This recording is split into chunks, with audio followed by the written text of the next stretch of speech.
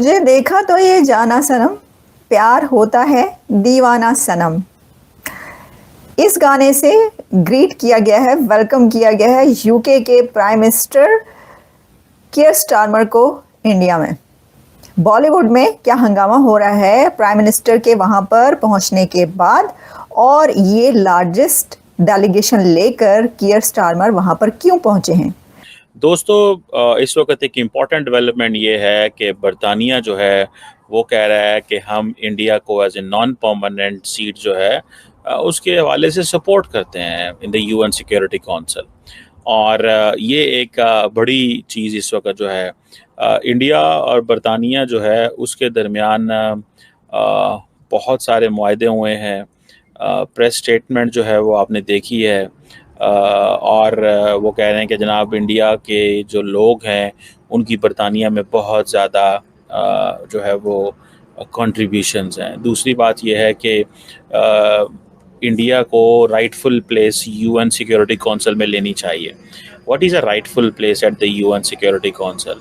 ये इसका मतलब यही होता है कि यूएन की परमानेंट सीट दी जाए। अब तो वो कह रहे हैं कि इंडिया ग्लोबल प्लेयर है।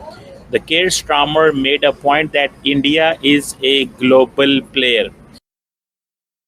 नमस्कार, अस्सलाम वालेकुम, सत श्री अकाल, जय झूलेलाल। मैं हूं जी प्रेम मटलानी और आप देख रहे हैं हालात हाजरा का प्रोग्राम। हकीकत ये है, इब्तदा में आपसे दरख्वास्त है चैनल ज़रूर सब्सक्राइब करें। दोस्तों, 2 रोज़ कबल बरतानिया का वज़ीर आज़म जनाब कीर स्टारमर भारत के सरकारी दौरे पर आया और सीधा नई दिल्ली न जाकर मुंबई आया, क्योंकि मुंबई में कल की तारीख यानी 9 तारीख को ग्लोबल फाइनेंशियल फेस्टिवल हो रहा था। उसमें उसको शिरकत करनी थी। अपने साथ मेरे ख्याल में इतना कोई भी किसी भी मुल्क का जो हेड ऑफ द गवर्नमेंट हो, इतना बड़ा वफ्द नहीं लाया होगा। 125 तो चीफ एग्जीक्यूटिव ऑफिसर्स हैं उसके, बड़ी बड़ी कंपनियों के, रोल्स रॉयस का चीफ जो है, पाइनवुड स्टूडियो का जो चीफ है, ऐसे बहुत सारी शख्सियात उसके वफ्द में शामिल हैं। मुंबई एयरपोर्ट पर उसका इस्तकबाल महाराष्ट्र का गवर्नर और महाराष्ट्र का जो वज़ीर आला है जनाब देवेंद्र फडणवीस, उन्होंने किया। ट्रेडिशनली उसका इस्तकबाल किया गया और बाद में वो मानते हैं कि भारत का सॉफ्टवेयर जो पावर है, सॉफ्ट पावर, वो बहुत है। इसीलिए उनके ख़ास मसरूफियात में ये था कि वो यशराज स्टूडियो घूमना चाहता था। आपको इल्म है यश चोपड़ा का है, आजकल तो खैर वो नहीं रहा, उसका बेटा है आदित्य चोपड़ा, और जिसकी अहलिया है रानी मुखर्जी। तो ये अंधेरी में स्टूडियो है। उस वक़्त 1000 करोड़ की लागत से बना था। इसमें एसी स्टूडियोज़ हैं, एसी स्टेजेस, यानी पाकिस्तान में उसे फ्लोर कहते हैं, अमेरिका में उसे स्टेज कहते हैं। तो एसी हैं, यानी वहाँ पर अदाकार जब भी शूटिंग करेंगे तो उन्हें गर्मी नहीं लगेगी। तो वो स्टूडियो घूमने गया जहाँ पर उसका जो है इस्तकबाल रानी मुखर्जी ने किया, और अपूर्वा मेहता जो धर्मा प्रोडक्शन, करण जौहर की जो कंपनी है, उसका जो चीफ है, चीफ एग्जीक्यूटिव ऑफिसर, उसने किया। और विधानी, क्या नाम है इसका, अक्षय विधानी, जो कि यशराज फिल्म्स का जो स्टूडियो का जो चीफ एग्जीक्यूटिव ऑफिसर है, उसने किया। आपको ये तो इल्म है ही, मालिक तो वैसे आदित्य चोपड़ा है, लेकिन आदित्य चोपड़ा बहुत शर्मीला है, वो किसी से नहीं मिलता। हता कि उसने तो बरतानिया के वज़ीर आज़म से भी मिलने की ज़रूरत महसूस नहीं की। बाकी दूसरे बड़े बड़े फिल्म साज, दिनेश विजन था, उन्हें पूरा स्टूडियो घुमाया गया।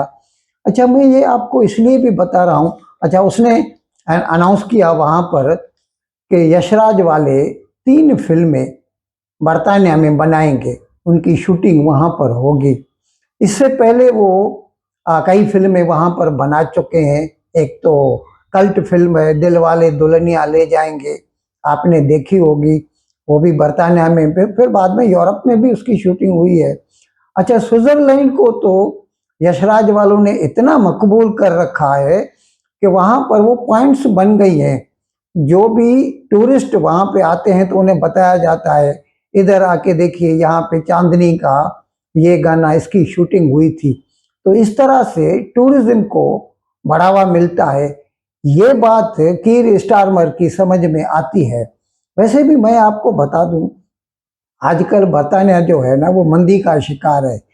It is going through recession, यानी निगेटिव ग्रोथ है जीडीपी की, और वो चाहता है कि उसमें तरक्की हो, पॉजिटिव ग्रोथ हो। तो इसके लिए वो भारत को ग्रूम करना चाहता है कि आप आइए हमारे साथ बिजनेस कीजिए ताकि हमारा भी धंधा बढ़े। अच्छा, जुलाई में हम दोनों मुल्कों का, बर्तानिया का और भारत का, एफटीए यानी फ्री ट्रेड एग्रीमेंट साइन हुआ था।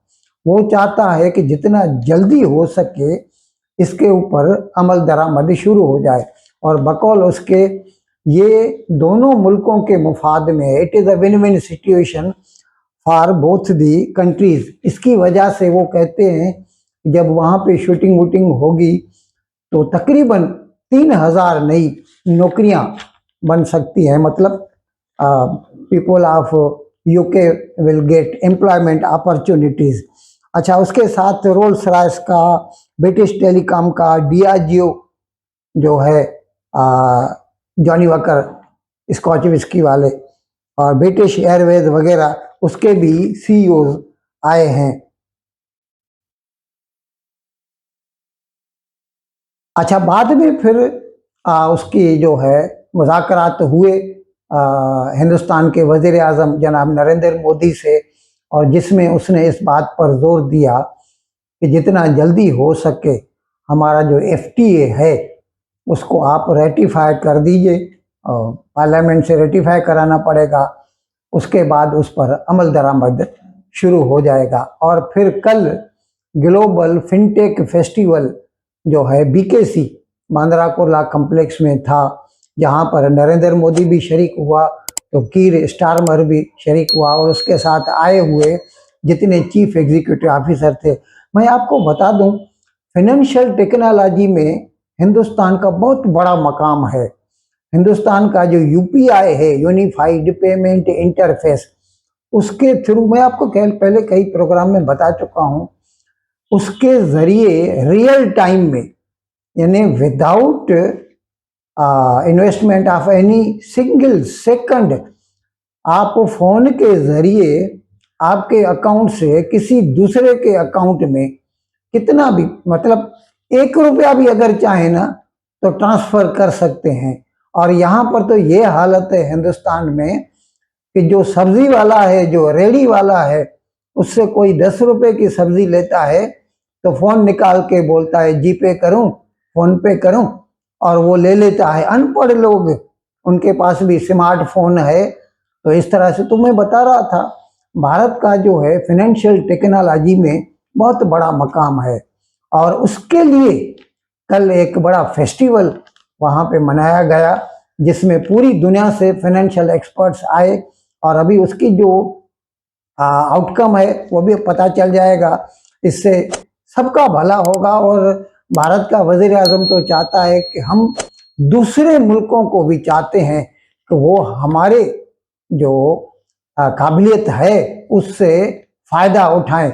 मैं आपको बता दूं, इस वक्त दुबई में आप यूपीआई के ज़रिए पेमेंट कर सकते हैं, कतर में पेमेंट कर सकते हैं, सिंगापुर में पेमेंट कर सकते हैं। इस तरह कई मुल्कों को जो है डिजिटली भारत के साथ मुंसलिक कर दिया गया है, जोड़ा गया है, और वो भी विदाउट चार्जिंग एनी सिंगल पैसे फॉर दैट ट्रांजैक्शन। मुफ्त में होती है सारी की सारी ये ट्रांजैक्शन। और फिर वहाँ पर बरतानिया के वजीर आजम जनाब कीर स्टारमर ने जो है ये ऐलान भी किया कि इंशाल्लाह 3 साल के अंदर अंदर, यानी 2028 तक भारत दुनिया की तीसरी बड़ी इकोनॉमी बन जाएगा। इस वक्त हम दुनिया की चौथी बड़ी इकोनॉमी हैं और इंशाल्लाह 3 साल के अंदर अंदर हम तीसरी बड़ी इकोनॉमी बन जाएंगे। और उसने कई एग्रीमेंट्स पर दस्तखत किए भारत के साथ, जिससे वो दोनों ने ऐलान किया, मोदी ने भी कि स्टारमर ने, कि इस वक्त हमारा जो बिजनेस है आपसी, इट इज़ $56 बिलियन। तो इसको हम 5 साल के अंदर अंदर यानी 2030 तक डबल करना चाहते हैं। कम से कम $112 बिलियन तो होना ही चाहिए। और जब नीयत सही हो, उसके लिए इकदाम भी लिए जाएं, तो नथिंग इज इम्पॉसिबल।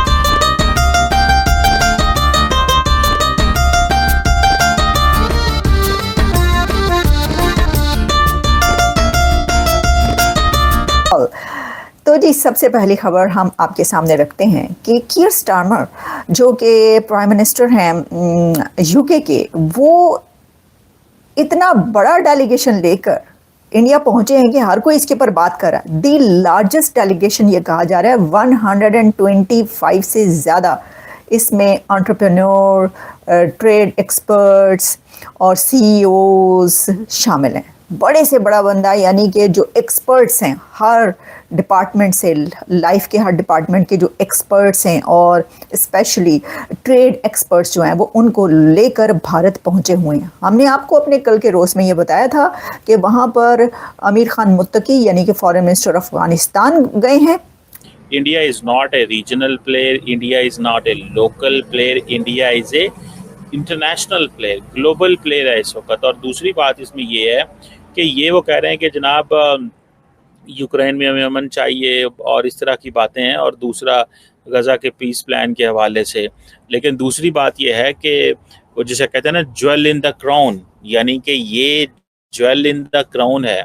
तो मतलब वो कह रहे हैं कि ये तो हमें माजी में भी ज्वेल इन द क्राउन थे, हम अब भी ज्वेल इन द क्राउन है। तो हमारी तो जो रेपुटेशन है और जो वैल्यू है वो तो बहुत हाई है। हमारा तो मतलब आप इमेजिन भी नहीं कर सकते कि कितनी बड़ी हमारी गेम है इस वक्त, अगर इस सेंस में देखा जाए। तो बहरहाल ये जो यूके के प्राइम मिनिस्टर का ये कहना कि जितनी भी ब्रिटिश यूनिवर्सिटीज़ हैं वो इंडिया में कैंपस लेके आएंगी ताकि इंडियंस को रोका जा सके, वो बरतानिया ना जाएं। इसी तरह इस्लामाबाद के अंदर भी ये अपनी यूनिवर्सिटीज़ लेके आ रही हैं, मैं जस्ट आपको बताऊं। लेकिन बड़ी यूनिवर्सिटीज़ नहीं लेके आ रहे, छोटी यूनिवर्सिटीज़ लेके आ रहे। इंडिया के अंदर बड़े कैंपसेस इसलिए आएंगे और उनमें से फिर बंदे जो हैं ये चुनेंगे और टॉप पिक करेंगे और उनको लेके जाएंगे। अब इंडिया के अंदर मिडिल क्लास इतनी बड़ी है कि जैसे कतर के अंदर अमेरिकन बरतानवी यूनिवर्सिटी या कनेडियन यूनिवर्सिटी कतर के अंदर आ गई हैं। तो मुझे ऐसा लगता है कि इंडियंस जो हैं they are into this game, के बरतानिया ये समझता है कि ये जो बच्चे जाते हैं पाकिस्तान, इंडिया और इन इलाकों से, ये वहाँ पे जाके तो पैसे कमाते हैं, एजुकेशन लेते हैं और वहाँ पे फिर सेटल हो जाते हैं। तो this is what they believe in. तो ये जो अभी यूके के प्राइम मिनिस्टर ने स्टारमर साहब ने ये कहा है कि हम टेक्नोलॉजी अपनी जो है सिक्योरिटी इनिशिएटिव लेके आना चाहते हैं, हम अपने ताल्लुक़ को बढ़ाना चाहते हैं। इन अल्फाज के साथ आज का प्रोग्राम ख़त्म करने की आपसे इजाज़त चाहता हूँ, लेकिन विदाई लेने से पहले एक मरतबा फिर आपसे मेरी दरख्वास्त है कि जिस किसी साहब या साहिबा ने अब तक हमारे इस चैनल को सब्सक्राइब नहीं किया, अज़राए करम इसको जल्द से जल्द सब्सक्राइब करें, प्रोग्राम को लाइक करें, शेयर करें और घंटी का बटन दबाना ना भूलें। बहुत बहुत शुक्रिया। खुदा हाफिज़।